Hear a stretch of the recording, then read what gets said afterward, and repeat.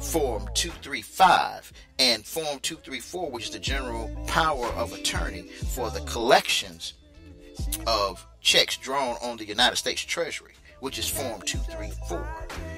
The DOT forms authorize the lender to endorse the checks, or in the case of a wire transfer, to ultimately deposit the funds in an account for the benefit of the lender.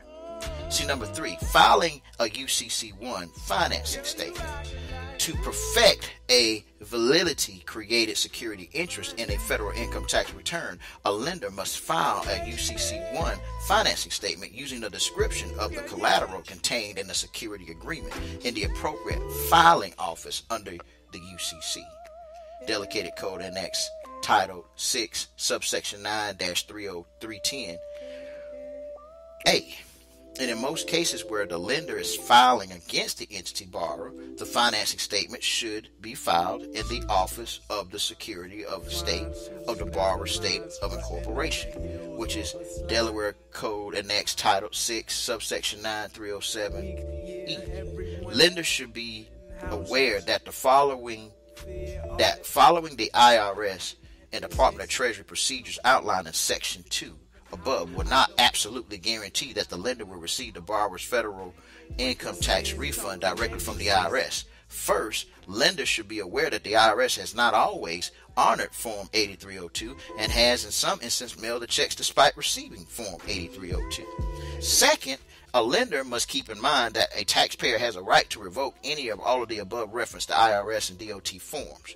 While not a perfect solution to the problem, the loan documents related to the loan secured by the federal income tax refund should prohibit the borrower from revoking any of the IRS and DOT forms and should make any such revocations an event of default. A loan document should also grant the lender a power of authority to prepare and submit such forms if and to the extent needed as a result of such revocations, though it is not entirely clear that the IRS or Department of Treasury would accept a form executed on behalf of a taxpayer by a power of attorney. Third, a lender should keep in mind that the IRS has the right to use all or part of the taxpayer's federal income tax refund to offset a prior outstanding balance. Therefore, before making a loan secured by a federal income tax refund, a lender should obtain some familiarity with its borrower's prior tax filings and situation to confirm that no outstanding amounts are owed to the IRS at the time of the loan, and that its borrower is not under an active audit at the time of making the loan. Why is this important? When I first started looking at banking in the box, a thought dawned on me. What if loans were actually be secured by this, instead of doing an anticipation loan when you're filing your taxes at the end of the year, which is the general practice for anticipation loans?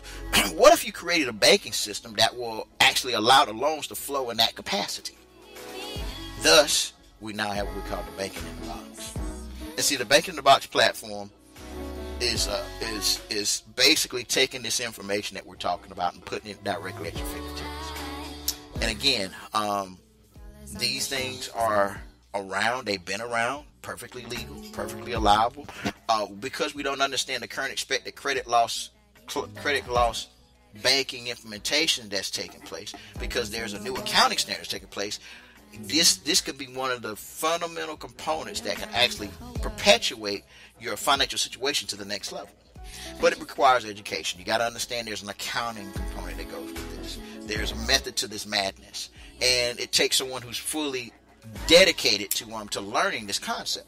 You're not going to just read a couple of forms and just fill 2-3 things out and voila. It's going to take, you have to adapt a creditor's mindset. But if you're able to do so, then I think you'll be very, very impressed with what's being done. So keep listening, keep admiring, keep striving, because it's all about accounting. In our next video or next clip that we're actually going to put up, I'm going to be going over the actual accounting procedures, and we're going to go directly into our banking terms to make sure that you understand how to execute upon this. And with that, we'll say peace and love, family. Peace and love.